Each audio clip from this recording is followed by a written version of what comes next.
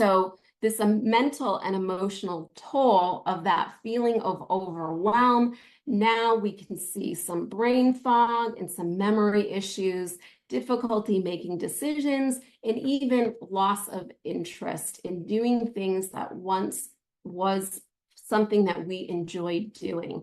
This overall can create these behavioral changes, which can look like altered eating habits. Sometimes people will have binging to help with a serotonin boost in the brain to try to get more energy, or other people might feel no interest in eating whatsoever. This can create more social withdrawal and a reliance on those unhealthy coping skills that also then produces inactivity.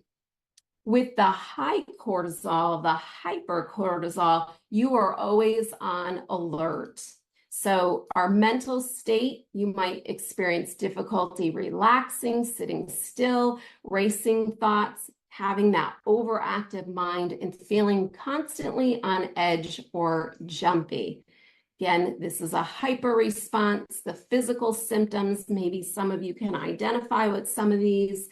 You can have that increased anxiety, irritability, insomnia, poor sleep quality, weight gain, which we'll talk a little bit more about as well, especially around the abdomen, right? Cortisol, we call it that belly fat, that stubborn belly fat. And our body does want to protect us. So sometimes when we have a lot of cortisol dysregulation, we have our digestive system is compromised. And so our metabolism is compromised, and our body is trying to hold on to adipose tissue, because if we have a lot of toxins in the body, it doesn't want those toxins to damage our organs. So those toxins end up in our fat tissue, protecting our organs. And then we have this resistant fat. And most people talk about how it becomes very problematic to lose weight or even to maintain weight.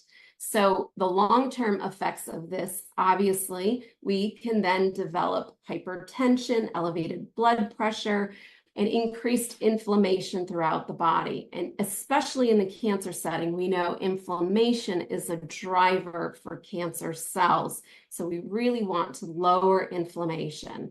Now with the low cortisol, this is that burnout mode, that flat line, the hypocortisol response.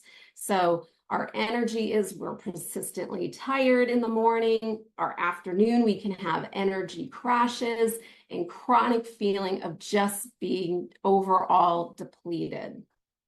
We have profound fatigue, increased susceptibility to illnesses